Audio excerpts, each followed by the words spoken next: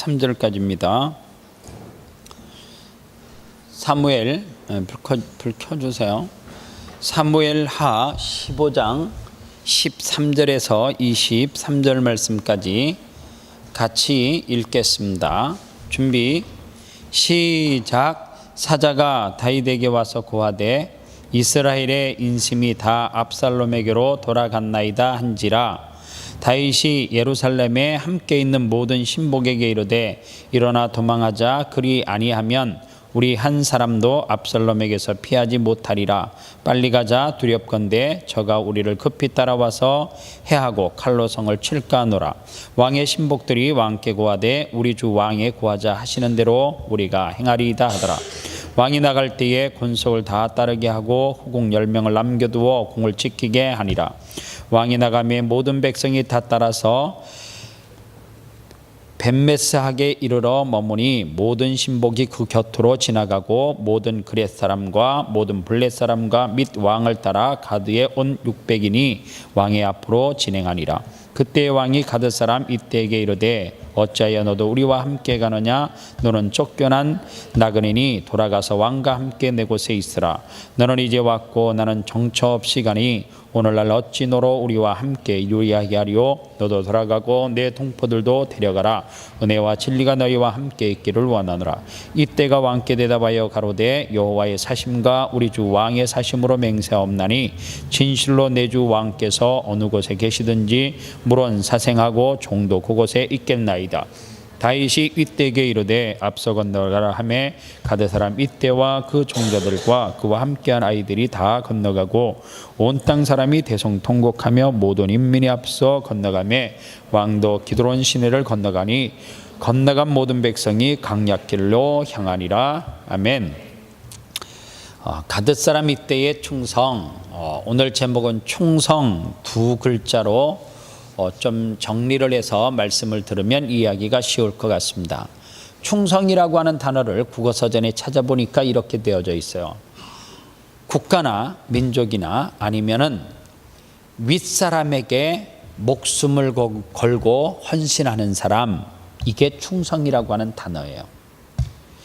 충성이라고 하는 단어는 기독교 안에서도 예수님께서 우리에게 강조하시는 것 중에 하나인데, 갈라디아서에 보면 성령의 9가지 열매 가운데 하나가 뭐냐면 충성이에요. 이 충성은 오늘 성경의 한 인물 가드 사람 이때라고 하는 사람에게 참 잘 어울리는 단어 가운데 하나입니다. 여러분들 성경에 오늘 본문에 보니까 압살롬이라고 하는 사람이 나와요. 압살롬은 누구냐면 다윗의 아들이에요. 다윗의 아들인데 요즘처럼 아버지를 반역했어요. 그런데 뭐 아들이 아버지를 배신하는 거 있을 수 있어요. 그게 한 집안의 문제면 그게 그렇게 크게 이슈가 되지 않을 수도 있어요. 그런데 오늘 성경에 다윗은 한 나라의 왕으로 있었고 압살롬은 쉽게 말하면 왕자로 있었기 때문에 이것이 큰 이슈가 되고 문제가 돼요. 어떤 이슈와 문제가 됐냐 하면 다윗이 왕으로 있을 때에 압살롬이 아버지를 반역해가지고 아버지를 내어 쫓고 압살롬이 왕의 자리에 앉게 되는 것이 문제의 출발이 되어져요. 그런데 문제는 뭐냐 하면 이 압살롬이 아버지를 쿠데타를 해서 쫓아내고 난 다음에 어떻게 하려고 해요? 죽이려고 하니까 그의 신하들이 그를 죽이려고 하고 자기를 따랐던 신하들이 다 압살롬으로 돌아서니까 다윗이 궁 안에 있으면 죽을 것 같아서 허겁지겁 아들의 낯을 피하여서 어디로 갔다라고 성경에서 이야기하느냐 하면 강약길로 향했다, 그렇게 이야기해요. 그런데 강약길이라고 하는 것이 목적지가 있었느냐? 오늘 성경 말씀에 보면 정처 없이 가니, 누가요? 나는 정처 없이 간다라고 하는 말이 목적지 없이 간다, 그 말이에요. 누가 지금 이렇게 가고 있어요? 다윗이 그렇게 가고 있어요. 그런데 다윗을 따랐던 신복들도 다 떠나갔어요. 심지어 여러분들 12절 말씀 오늘 본문 앞절에 보면 한 사람이 등장을 하는데 아히도벨이라고 하는 사람이에요. 이 아히도벨은 머리가 아주 좋은 사람이에요. 그리고 다윗에게 충성을 했던 사람이기도 해요. 그런데 아히도벨에게 그의 충성이라고 하는 단어를 갖다 붙일 수 없고 그 이름 뒤에 뭐라고 붙여야 되냐면 기회주의자 이렇게 붙일 수가 있어요. 왜냐하면 다윗에게 충성했던 신복이었는데, 신하였는데, 압살롬이 아버지를 내쫓고나니까 아버지를 따라갔던 것이 아니라 누구를 쫓아가느냐 하면 압살롬에게 돌아서서 충성을 맹세해요. 그런데 다윗의 주변에 한 사람도 없이 다 떠나갔을 때에 다윗이 도망을 가다 어디까지 가게 되어졌냐면 가드라고 하는 지역을 가게 되어져요. 가드는 어느 지역이냐? 성경에 보니까 이스라엘의 적대국으로 있었던 바벨론의 한 지명 이름이에요. 가드로 도망갔는데 가드에서 누구를 만나느냐? 이때라고 하는 사람을 만나요. 그런데 이 사람은 이스라엘 백성 사람이 아니에요. 그런데 이 사람이 누구에게 충성하기 시작해요? 다윗에게 충성을 맹세해요. 그런데 이때는 개인 혼자서 충성을 한 것이 아니라 그를 따르는 사람들이 있었어요. 600명가량 있었다라고 성경은 이야기해요. 그런데 다윗이 그 사람을 데리고 왔을 때에 이때를 보니까 자기 주변에 한 사람도 없어요. 그리고 자기를 죽이려고 하는 무리들이, 압살롬의 군사들이 자기를 언제 습격할지 몰라요. 그런데 계속해서 어떻게 해요? 도망을 가고 있는데 이때가 자기 편에 서서 충성을 맹세해요. 다윗에게 힘이 됐겠죠. 그런데 다윗은 이때를 또다시 생각을 한 거예요. 왜냐하면 지금 상황에서 나를 따라오는 것은 생명의 위협을 느낄 수 있다 그 말이에요. 죽을 수 있다 그 말이에요. 그런데 왜 가드 사람 이때가 다윗에게 충성을 했느냐? 비록 블레셋에 살고 있는 사람이었지만 그는 다윗이라고 하는 사람이 어떤 사람인 줄 알았고 다윗 뒤에서 역사하고 일하시는 하나님이 누군 줄 알았던 사람이 가드 사람 이때예요.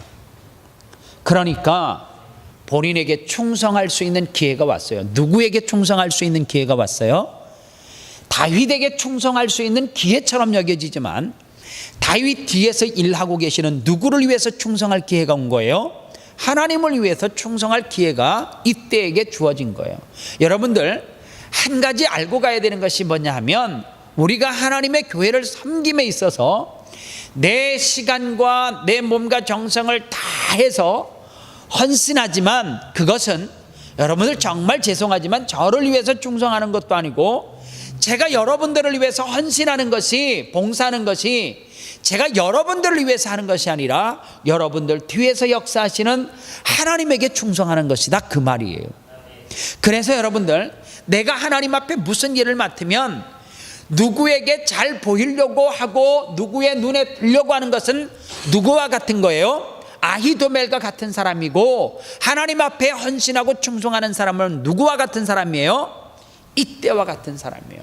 그런데 하나님은 어떤 사람을 충성된 사람이라고 이야기를 하느냐 하면 이때와 같은 사람을 충성된 사람이라 그렇게 이야기하고 아히도멜은 어떤 사람이에요? 기회만을 노리는 사람. 여러분들 이민 교회에서 신앙생활하면서 내 필요한 것을 채우기 위해서 교회 오는 성도들도 간혹가다 있어요. 내가 어떤 목적에 의해서 이 자리에서 헌신하는 그러한 사람들도 있어요.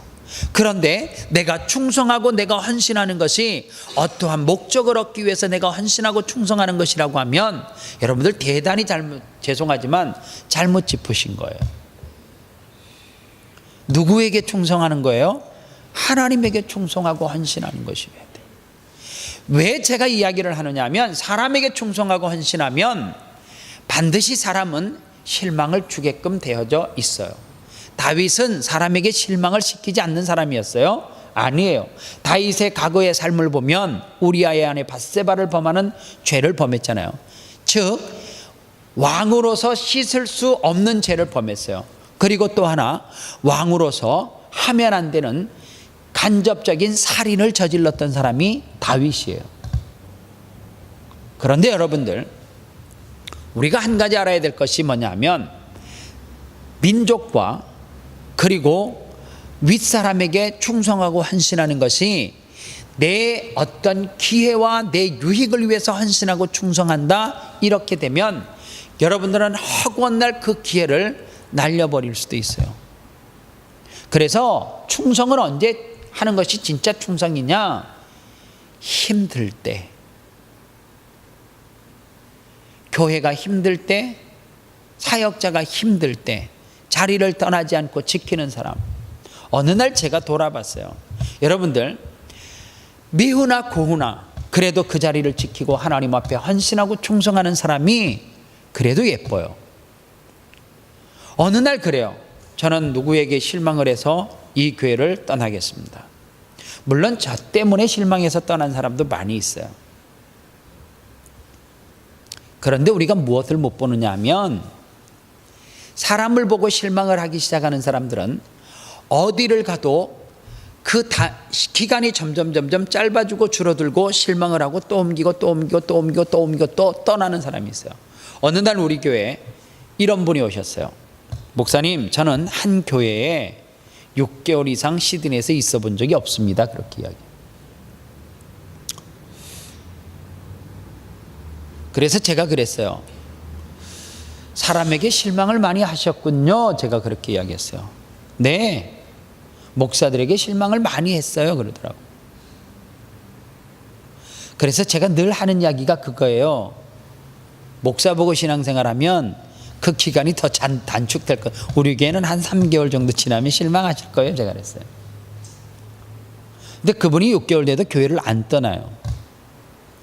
1년이 됐는데도 교회를 안 떠나요. 그래서 제가 궁금했어요.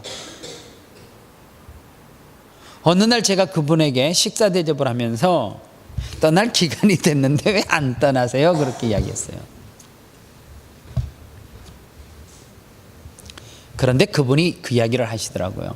목사님, 가끔 설교하다가 목사님에게 실증 나는 기간이 6개월이라 그랬잖아요. 6개월 딱 되니까 실증 나더라고요. 그러더라고요. 6개월 지나니까 제가 실증 나더래요. 어떻게 지금까지 계셨어요? 그랬더니 목사님이 그랬잖아요. 목사 보지 말고 하나님 보고 믿으라. 교회 열심히 나오라고요. 근데 그 말이 가슴에 정말 훅 와 닿더라고요. 그리고 지난날의 시간들을 돌아봤대요. 몇 개월 되지 않아서 실망되는 목회자도 있고 성도도 있고 많았다는 거예요. 그런데 그거를 몰라요. 본인은 항상 의인인 줄 알고 착각하는 거예요. 본인에게 실망하는 사람이 없다라고 생각해요. 그래서 제가 늘 이야기하잖아요. 여러분들, 믿을 사람은 한 사람밖에 없어요. 하나님밖에 없어요. 하나님을 믿으면 실망 안 해요. 사람을 믿으니까 실망하는 거죠. 여러분들, 교회를 믿으면 안 돼요. 하나님을 믿어야 돼요. 이게 되게 중요한 이야기예요. 교회를 믿는다라고 했을 때, 아름다운 교회를 믿으면 대부분이 80%는 누구를 믿냐면 박 목사를 믿어요. 그러면 여러분들 반드시 실망하게 되어져 있어요. 상처받게 되어져 있어요. 말 한마디에 상처받지 안 받겠어요? 그런데 보세요. 가드 사람 이때는 다윗을 볼 때 누구를 봤어요? 다윗 뒤에서 역사하시는 하나님을 보니까, 하나님을 믿는 사람이 어떻게 아들에게 쫓겨가지고 나는 정처 없이 어디로 떠돈다고요? 강야로 떠돌을 것이다라고 어떻게 이야기해요? 근데 그게 다윗이에요. 그게 사람이에요. 그게 인간의 한계란 말이에요. 그런데 성경을 보면 훗날 다윗을 배발했던 아히도벨은 어떻게 되느냐 하면 18장으로 멀리도 안 가요. 그 다음 장에 보면 아히도벨의 최후는 압살롬에게 충성하고 헌신한다 했지만 그의 끝은 아주 좋지 않았어요. 그러나 훗날 다윗이 다시금 그 자리에 복직이 돼서 돌아왔을 때에, 이때는 비록 블레셋 사람이었지만 다윗 밑에서 충성했기 때문에 다윗 뒤에서 일하고 역사하시는 하나님께서 그를 들어서 쓰더라, 그 말이에요. 그래서 여러분들 항상 그러잖아요. 이 땅에서 무엇을 기대하고 바라지 말라고요. 제가 여러분들에게 줄 수 있는 건 반드시 한계가 있어요. 제가 여러분들에게 사랑을 주는 것은 반드시 한계가 있어요. 때로는 누구를 더 챙기는 것 같고, 제가 늘 챙기는 거는 새신자죠. 흔신자들은 별 관심 없잖아요. 제가 오면 꼭 첫 번째 하는 말이 네가 최고 잘생겼다. 남자는 그러잖아요. 그죠? 야, 네가 우리 교회에서 최고 멋지다 그래요. 그리고 여자분이 오시면 어떻게 해요? 최고 아름답다 그래요. 저는 뭐 취향이 없어요. 그냥 새신자가 최고 아름다워요. 이유가 없어요. 최고 예뻐요. 그게 제 취향이에요. 그리고 새로 오는 청년이 길을 뚫고 왔든지 손에 뭘 그리고 왔든지, 운호 형제가 뭘 손에 그리고 있잖아요. 그죠? 그 무슨 이렇게 저 중동글 찍었잖아요. 내가 어느 날 그랬다니까, 와 그거 어번에 가면 효과 있겠는데요. 내가 그랬다니까. 멋있다고. 나 사실 문신한 사람 정말 싫어해요. 근데 내가 어번에 가면 통하겠다 그랬다니까. 은호 형제한테 처음 왔을 때 그랬더니 나도 저거 한국에 가면 뭐 토시 같은 거 있다는데 저거 하나 비슷한 글씨 사가지고 와야 되겠다. 그래서 창문에 이렇게 걸치면 어번 가면 좋겠다. 내가 그런 얘기를 했더니 목사님도 하나 하시죠 이러더라고요. 내 정말 문신하는 거 싫어해요. 근데 여러분 잘 보세요. 사람의 사랑은 한계가 그래서 있는 거예요. 근데 하나님의 사랑은 뭐가 없어요? 한계점이 없어요. 우리의 사랑은 항상 보면 끝에 가서 정말 그 사랑이, 여러분들 그거 아세요? 결혼하고 난 다음에 그냥 질문하죠. 여러분들 오늘 제가 설교할 때 말씀 시작하기 전에 사랑에 대해서 설교할 건데 이 질문 제가 하고 시작하고 싶습니다. 여자 성도들에게 묻습니다. 혹시 옆에 있는 사람이 남편인데 한번 보시고요. 다시 태어나도 저 인간하고 결혼하겠다 손 들어보세요. 그러면 예배 시간에 다 들어요. 예배 마치면 뭐라 그러는 줄 아세요? 목사님 아까는 제가 사람의 눈이 있어서 들은 거고요. 저 인간하고 죽어도 다시 결혼 안 해요. 이게 제 마음이에요. 정말 그래요. 사람이 사랑하는 것은 반드시 있잖아요. 그 사람의 허물이 보이고 약점이 드러나기 때문에 사랑이 있잖아요. 식어져요. 미지근하게요. 뜨거워졌다 식었다 뜨거워졌다 식었다 계속 그 자리예요. 그런데 하나님이 우리를 사랑하는 것은 식지 않아요. 항상 뜨거워요.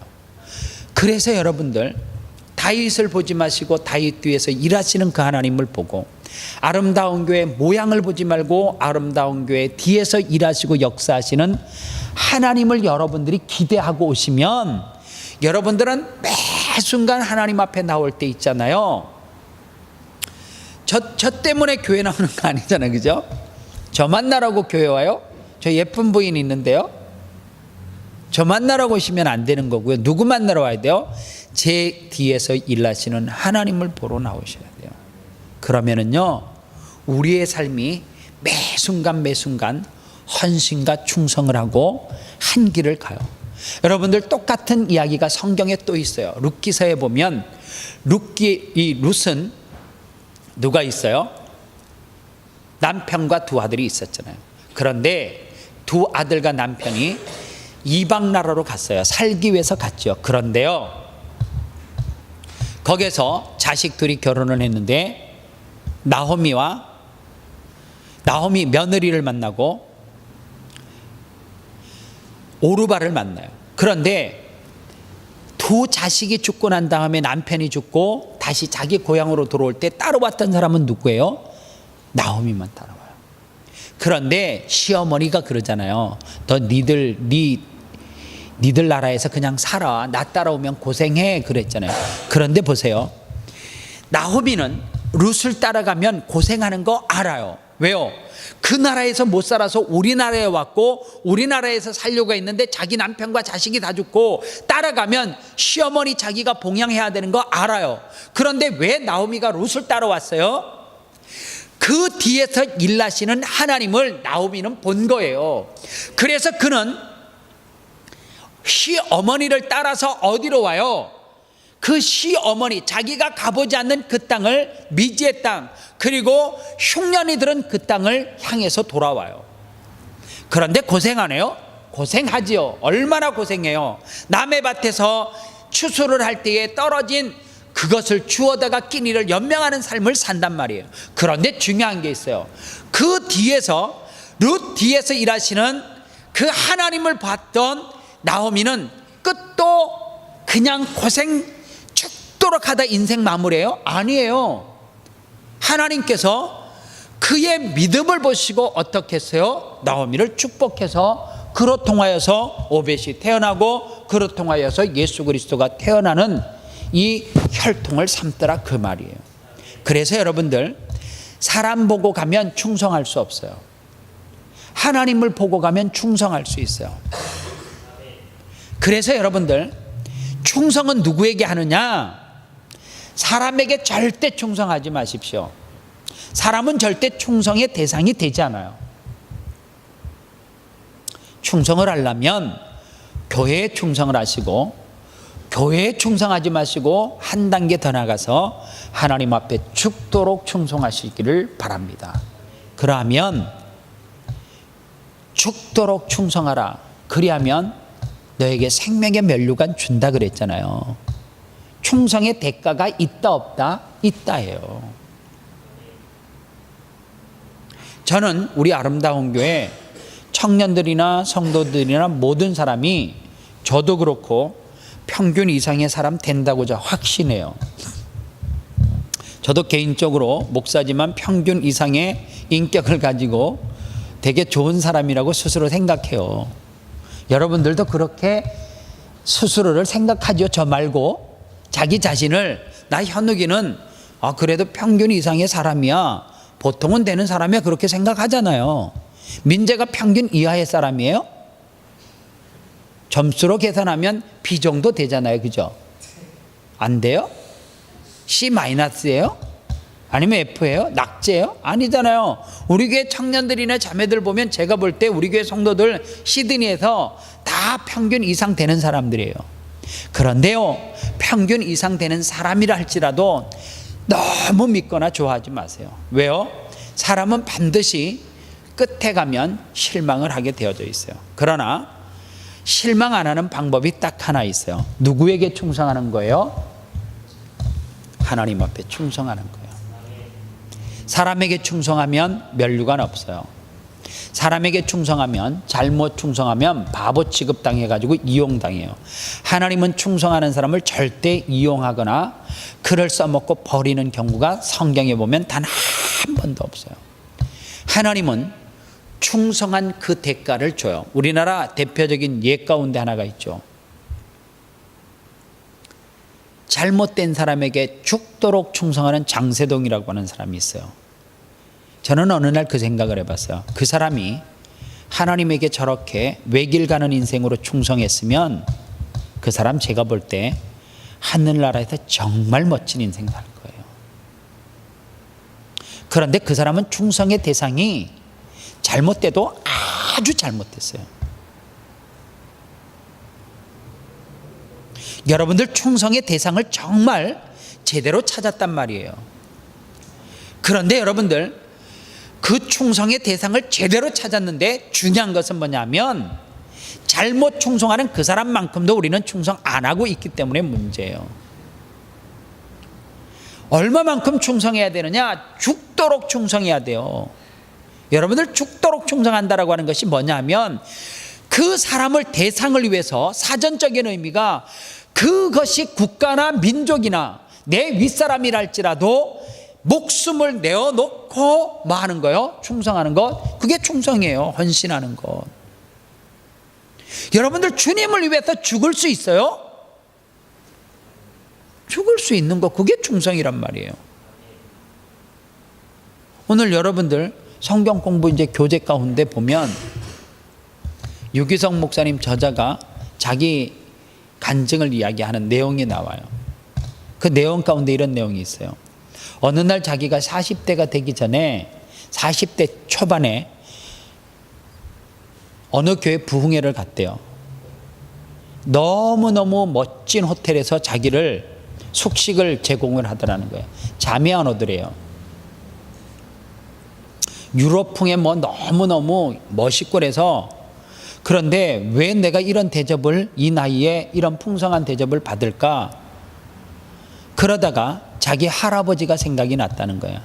자기 할아버지는 평양에서 교회에서 목회를 하다가 6.25 전쟁이 터지고 사람들이 내려오고 막 그러는 가운데 교회를 지키겠다고 내려오지 않고 지키다가 공산주의자에게 자들에게 잡혀서 고문을 당하고 순교를 했다는 거예요. 그런데 할아버지가 그렇게 호텔과 같은 데서 잠을 자본 적 없을 것 아니냐. 그런데 그 할아버지의 헌신과 피 흘림이 오늘날 나를 이렇게 있겠다. 자기 세 번째 동생이 의사래요. 자기 형제들 가운데 잘 나가는 사람이 있으면 자기에게 도움을 안 줘도 좀 든든하죠. 전혀 관심 없어요. 누구 가운데 잘 나가는 사람이 있으면 이러잖아요. 내 동생이 의사예요. 우리 형이 의사예요. 그러잖아요. 자랑하잖아요. 든든하니까. 그런데 셋째 동생이 의사인데 진짜 본인이 그랬대요. 어느 날 자기에게 찾아와서 그러더래요. 형, 나 선교사로 자원할 거야. 그러더니 2달 후에 미국 가더래요. 미국 간다고 찾아왔더래요. 선교사 훈련 받으러 간다고. 기가 막힐 이야기죠. 그런데요, 기도해달라 그래서 기도를 하는 중에 왜 잘 나가는 아들이 이래야 되는가, 그런 생각을 가지고 기도하는 가운데 하나님께서 그 목사님에게 음성을 들려주기를 이렇게 들려줘요. 네 동생이 하나님의 그림자를 봤다고, 하나님을 간접적으로 봤다고, 만났다고. 뜨겁게 기도를 하고 선교사 훈련을 갖고 몇 년이 지난 다음에 이 목사님이 미국에 집회를 하러 갔다가 동생이 선교사 훈련을 받는 그 센터에를 갔더니 컨테이너 같은 어마한 곳에서 잠을 자고 숙식을 하고 있더라는 거예요. 그 조만한 집에서 차려주는 밥을 그렇게 먹는데 왜 내 동생이 이런 곳에서 이렇게 살아야 되는가라는 의문점이 생기더라는 거예요. 그런데 전화가 왔는데, 형, 식사 중에 죄송해요. 우리 여기서 선교 훈련을 받는 사람들이 숙소가 있는데 여기는 자기가 할 수 있는 것 중에 하나를 봉사하고 헌신해야 되는데 제가 여기에서 기술을 배우고 한 것이 이 싱크대 같은 거 막힌 거 있잖아요. 그거를 뚫는 역할을 자기가 배워가지고 누가 도움을 요청하면 자기가 그거를 봉사로 가야 된대요. 밥을 먹다가 연장을 한두 개 챙겨가지고 덜덜거리는 차를 타고 그렇게 동생이 식사 중에 가더라는 거예요. 그런데 한편으로 보면 얼마나 내 동생이 왜 저렇게 살아야 되는가, 목사지만 그런 생각이 안 들겠냔 말이에요. 그런데 순간 하나님의 모습을 보고 하나님을 만나고 내 동생이 그렇게 사는 것뿐만 아니라 이 땅에 그렇게 사는 사람들이 수도 없이 많을 것이라고 하는 사실을 깨닫고 나니까 감사하죠. 오늘 여러분들, 왜 내가 하나님의 교회에서 대가를 지불하지 않고 뭘 주는 것도 아닌데 무슨 일로 뭐 대가를 줘요? 여기서 격려를 해줘요? 칭찬을 해줘요? 목사가 매일 밥을 사줘요? 장로님들이 집에서 무슨 식사 대접을 매일 해주는 것도 아닌데 뭐라고 매일 내가 이렇게 다른 사람보다 더 해야 되는가? 중요한 게 있어요. 충성하는 사람에게는 뭐가 없으면 중간에 흐지부지 해주는 줄 아세요? 예수가 없으면 예수의 그림자를 못 보면 중간에 흐려지게 돼 있고요. 충성을 가면 갈수록 강도가 더 강하게 하는 사람을 보면 예수님의 그림자를 받기 때문에 충성하는 거죠. 안 그러면 충성할 수가 없어요. 여러분들, 내가 지금 어떤 자리에서 어떠한 역할로 헌신하고 충성하는지를 한번 점검할 필요가 있어요. 누구처럼요? 가드 사람 이때처럼 내가 충성하는 것이 누구를 위한 충성인지를 돌아봐야 돼요. 그리고 이 충성이 하나님을 향한 충성이 아니고 이 교회와 건물과 그리고 이 속에서 함께 사역하고 일하는, 헌신하는 사람이 대상일 수 있었다라고 하면 그 사람에게 인정받고 싶어서 내가 조금이라도 헌신하고 충성했다라고 하면 그 충성과 헌신은 반드시 흐려지게 되어져 있어요. 여러분들, 제가 설교를 할 때 모든 장로님이나 권사님이나 집사님들이 제 설교 주일날 하고 나면 다 목사님 설교에 박수 쳐주는 줄 아시죠? 아니에요. 제가 식당에 가면서 그 새를 못 참고 목사님 오늘 설교 아니에요. 여러분들, 목사에게 설교가 아니라고 그러면 그 자존심 꽉 무너지는 거 아시죠? 어떤 사람이 우리 교회 처음 와가지고 뭐라 그러냐면 찬양팀이 어떻고 찬양대가 어떻고 딱 그러면 목사는 밤낮 딱 사라져요.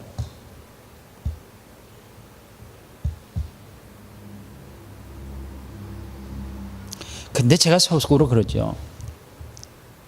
나는 네에게 충성하는 것이 아니고 하나님 앞에 충성하고 있다고. 나는 하나님 앞에 최선을 다하고 있다고.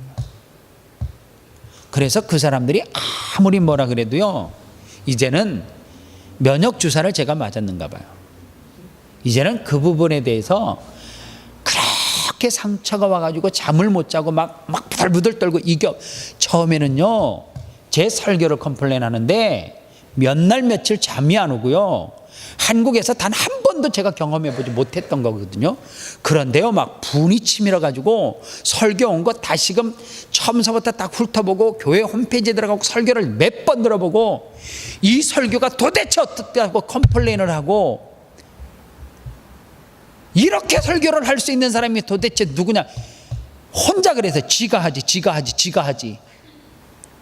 정말 제가 그랬어요. 막 분이 나가지고 월화수 정말 아무것도 못 하겠는 거예요.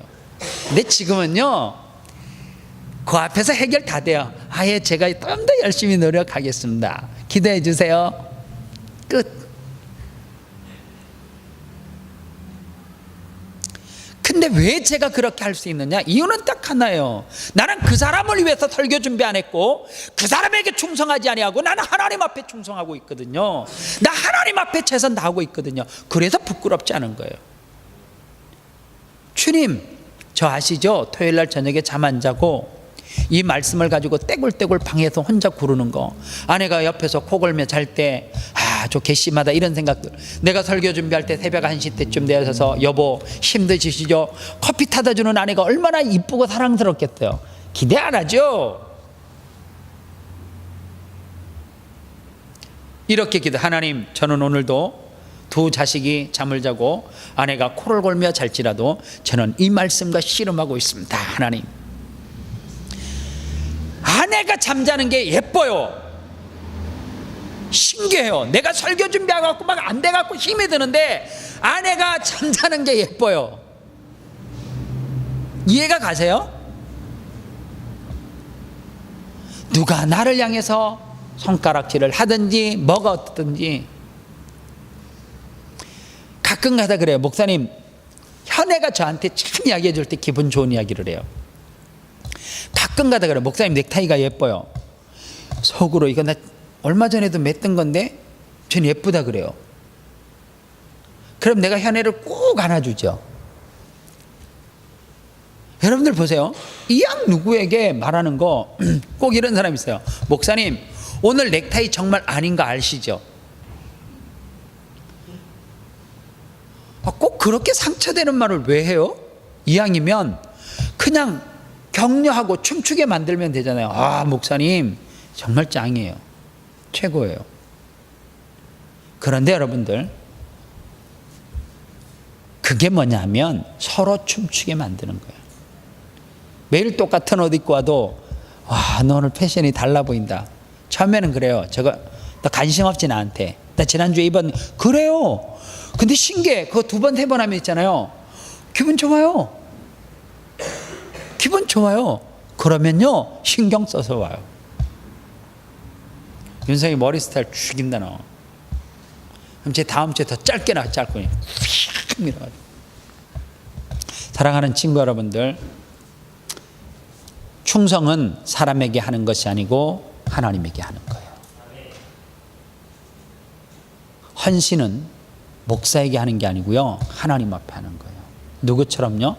가드 사람 이때처럼 하나님 앞에 충성을 하는 사람은 사람이 보든 보지 않든 거의 비슷하죠. 안 바뀌죠.